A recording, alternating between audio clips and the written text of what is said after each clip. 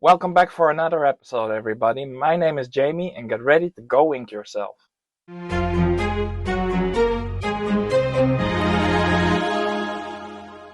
So, today we are doing a deck check. And what does that mean? Well, it's not a deck check as you would have for a regular tournament. Not going through your deck. I'm also not checking if you have any fake cards, Carlos. But I'm going through one of the newer decks that I built, specifically in this case, a Sapphire Steel deck. So I put this deck together with a different idea than the regular Sapphire Steel build, so I'm not focusing too much on the ramping, but instead I'm focusing on heroes and big bodies and also healing, and trying to make a bit of a mid-range deck with that. So the main focus of this deck is not to ramp and go up to a lot of ink and then afterwards just get a lot of lore through the lucky dime. But it's really about having board presence with big characters like Calhoun and Lawrence and Pluto, and keeping those characters alive and healthy through Baymax and Popsicle. And I just really wanted to try a deck like this because I've wanted to play Sapphire Steel basically since the start of the game's release. It's also the first deck that I bought, the one with the Simba and the Aurora. And I've also tried to play it throughout the past few sets. In some cases more successfully than others, but the meta has become quite fast during this set.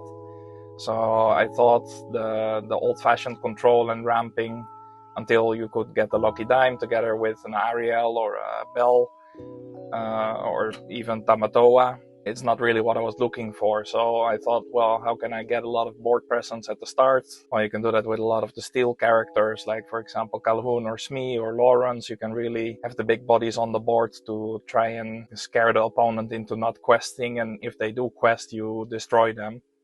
And in the case of Calhoun, you get extra lore.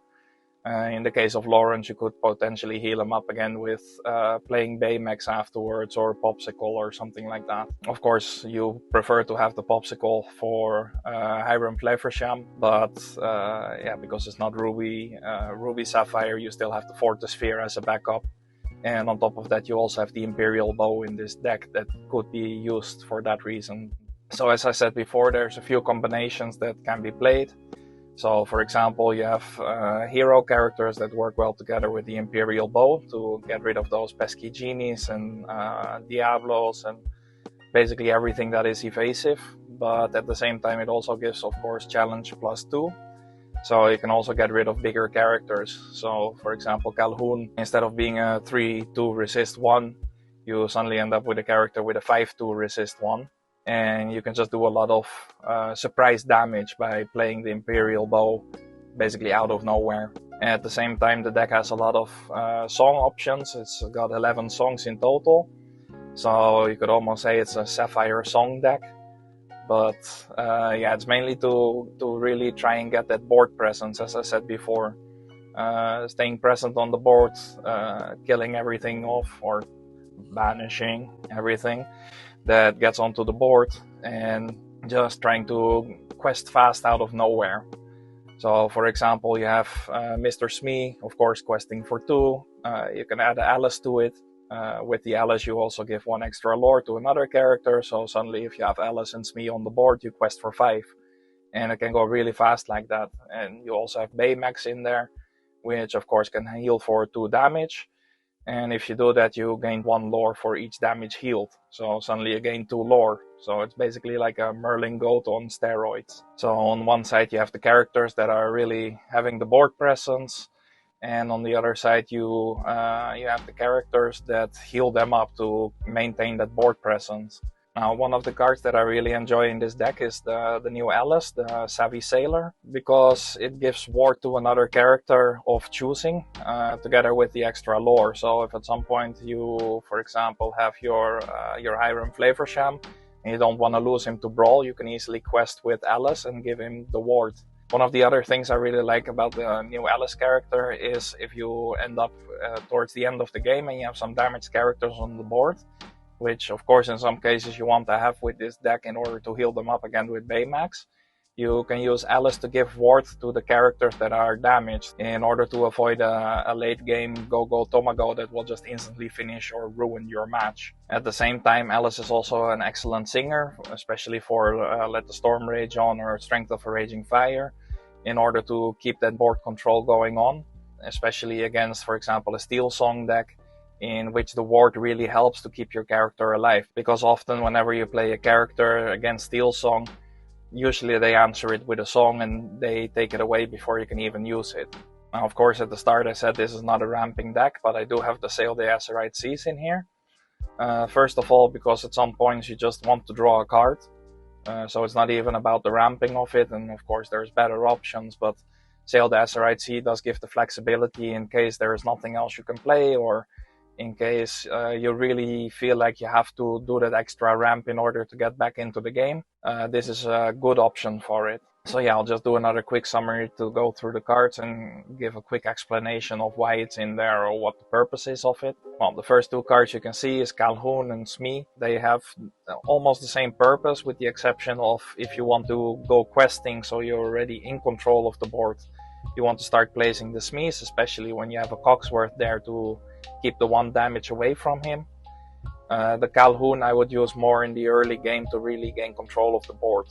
But if you start off the game and you have one or the other in your hand, you can't really go wrong, because for sure either one is going to be your 2-drop. In the 3-drop category for the characters, Alice and Pete are used to silence the opponent, not allowing them to use songs or actions, or in the case of Alice, target your characters. Alice and Lawrence, both having 2 lore each, makes them great questers, and Alice of course gives the extra lore to another character. And finally, Lawrence and Pete are both chunky boys, in play and in their artwork.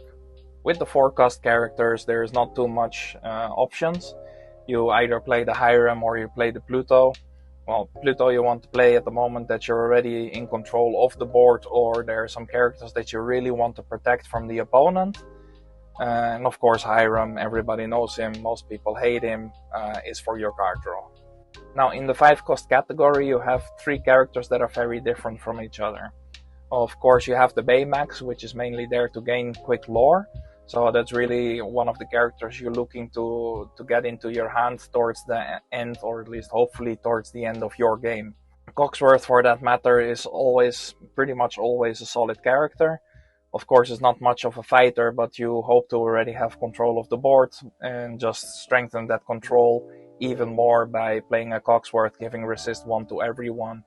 At the same time, the character having ward, questing for 2, is definitely not something to forget or to look down upon. And for the final one in this category, of course, you have Tragic Beast. It's a very solid character. First of all, in this deck, it does help a lot that you can take the damage with Beast and actually turn Tragic Beast into Tragically Strong Beast. So he can deal that 7 damage, and at the same time you can play it with the Imperial Bow and actually do 9 damage to something. Then in the actions category there's just 2 options. You have to Fire the Cannons and Sail the Azurite Seas. I shouldn't even name them in the same sentence because they're vastly different in what they do and what they are. I found that when a deck has enough card draw, that Fire the Cannons is pretty much always a good card, because you will always end up your turn with 1 ink left or something like that, and might as well do 2 damage on any annoying target. Plus it really helps to try and get board control at the start of the game. As I said before, Sail the Azurite Seas is mainly used for my deck towards the end of the game. Not when you're trying to finish or anything, but usually when your card draw runs dry, or if you really have a lot of cards in your hand already and you think like, okay, let me just spend this extra ink, because if you end up playing it, it costs 2, but you get 2 ink, 1 extra, so it's just 1 extra ink. And at that point it really helps to try and get a little extra advantage over your opponent by just having that 1 extra ink. In the songs category we have Let the Storm Rage On, we've got Strength of a Raging Fire, Let It Go, and Grab Your Swords. Now one of the songs that is of course missing in here is And Then Along Came Zeus, but I feel as though within this deck you already have so many single target songs, so Let the Storm Rage On, Strength of a Raging Fire, also combined with Fire the Cannons, that you don't really need as much as you, for example, need to Grab Your Swords to be in there. Potentially you could look into replacing Let the Storm Rage On with Then Along Came Zeus, but the best singers within the deck are the Lawrence and the Pete and of course the Alice, because you don't have too many 4-cost characters that you really want to have singing. Now the final part in this deck is of course the items. and most of them will not come as a surprise. 4 out of 4 popsicles, 4 out of 4 Fortispheres, and 3 times the Imperial Bow. I could have cut it down to 2, but nowadays with Genie being played so much, you really need to have something against evasives. And the deck as it is, the only option that I have against evasives are either the songs, the Fire the Cannons, or the Imperial Bow. And yeah, that sounds like a lot of potential to remove those evasive characters, but you also do need those songs to try and gain control of the board, to maintain everything nicely until you can actually make the turnaround and finish off the game. When I say it like that, it kind of still sounds like a real Sapphire Steel deck, but it does really play differently. But yeah, for now this is the deck I've built and that I will be trying out in the coming week. You will see me playing this deck, of course, in the videos from our organized play group, either before the new year or after the new year.